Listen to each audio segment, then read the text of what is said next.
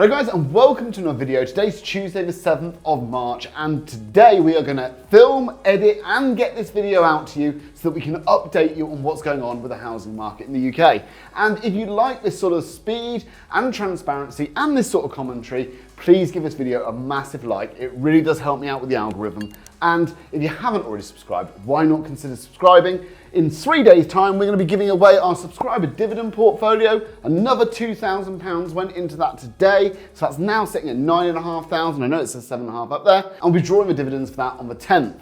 Let's get into the video. Let's talk about what's going on with house prices, because a surprise to many is that house prices have started to go up. Now, that doesn't surprise me so much because actually at the beginning of this year, my prediction was that it's going to turn around pretty quickly. We'd dropped about 5%. My expectation was that house prices would start to rise sooner than most people think, probably off the back of increased confidence, but also off the lack of supply.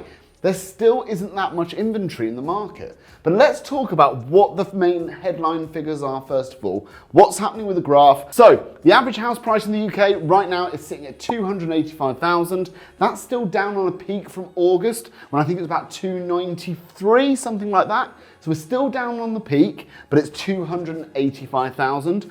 Month on month, that's a positive return of 1.1%. And what does that mean for me? Well, I've got £3.478 million worth of property. Tom, can you add 1.1% to that for me? So that brings my new total to £3,516,630 and a positive return this month of 38,262. As I always say on this, when the property prices go up or down, did I make that money on paper? Absolutely. Does it feel any different to me? No. It doesn't change anything to me today. But ultimately, over a long enough period of time, I can tell you my properties have gone up by about 500 to 700 grand in the last 3-4 years. So that on paper means that I've become much more wealthy over that period of time, and I'm going to continue to add to the portfolio, as I've showed in one of my other videos, at least 2 properties this year. Quarterly, we're still down though. Quarter on quarter, minus 2.5%.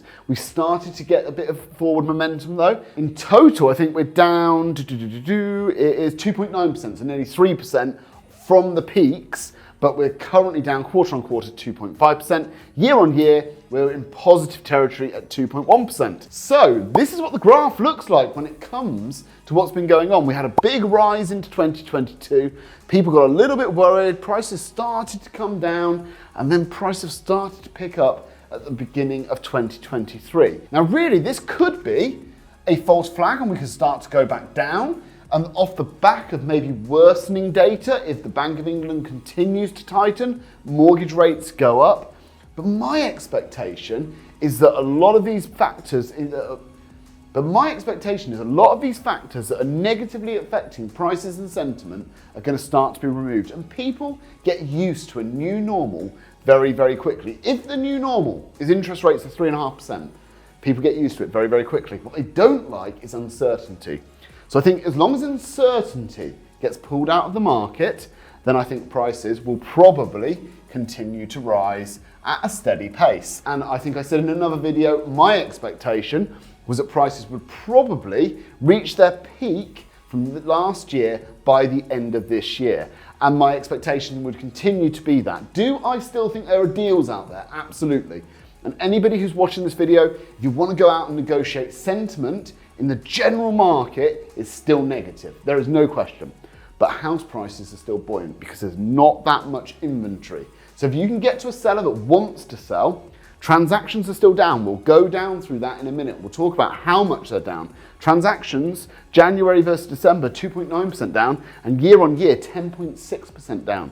So there's still a lack of buyers, and we will talk about that in a second. Let's look at some of the commentary that came with the Hallifax update. Kim Kinnaid, Director of Mortgages, said, recent reductions in mortgage rates improve customer confidence. Now, I agree completely. When people can see forward and go, that's where my budget can be, that's where I expect mortgage rates to be. I'm not looking at 10, 12, 14%. And of course you're not, because we run those sort of scenarios and we know that the UK is well over leveraged to support that.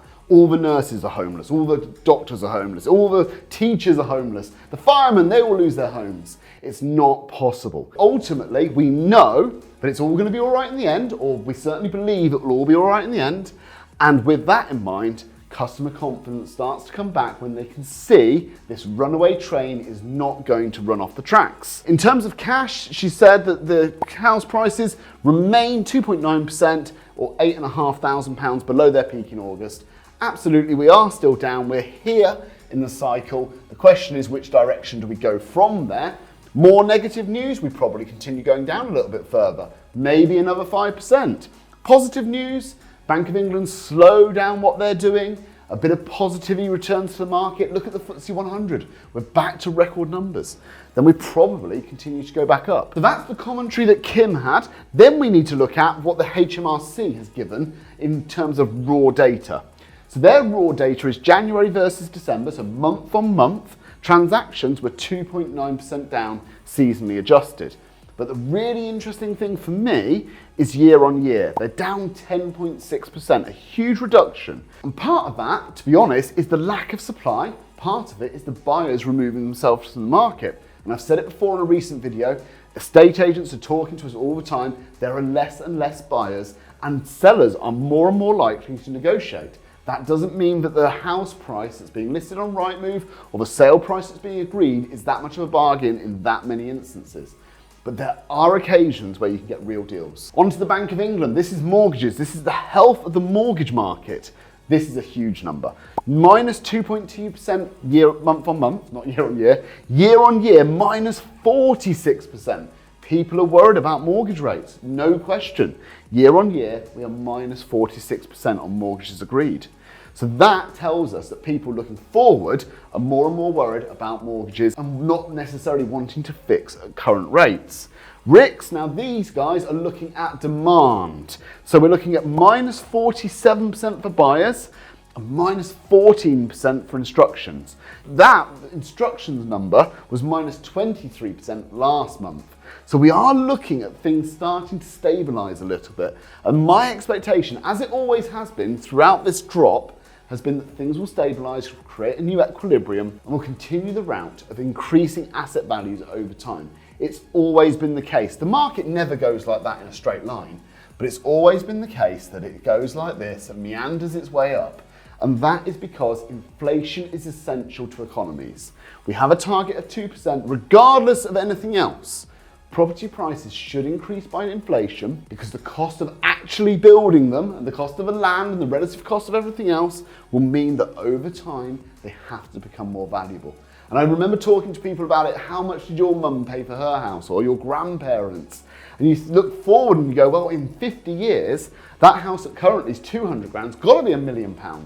And people are like, no, it can't be £1 million. It never could be £1 million. And you think, but the average salary will be 150 grand. So it's all relative, right? With inflation over time. And we're looking at significant chunks of time when we talk about investing in property. It's never a short-term gain. So guys, what am I going to be doing with this information? Well, it just adds a bit more fuel to my belly. I was already excited about the opportunity buying houses below the value. I think this gives me a little bit more certainty that the market is where I think it is in my head. And I'm going to go ahead and keep negotiating hard. We've got a flat that we look like we're going to get over the line. It's probably worth about 110. We've negotiated it for about 101. So about a 10% discount. Quite happy with that. It needs absolutely no work at all. It's got a positive ROI on the day we buy it. We could use it as service accommodation. We could also use it as a single let. It works either way. It works at interest rates of 5%. It works at interest rates of 8%. So for me, that's quite an interesting purchase. Fairly good discount, low capital required for it, something that I'm involved in. Another one is 200 grand, needs a bit of work, would be worth about 250, needs about 30 grand worth of work. We've gone in at 180, there's some negotiation going on. If we get it for 180, I'm interested. 190, I think I'll leave it for the time being. But guys, that's what I'm doing with this information. It gives me a little bit more fire. I'm going to keep negotiating hard. Let me know what your thoughts are in the comments. I'll reply to all of you. Like and subscribe as always, and we'll see you on the next video. Cheers guys.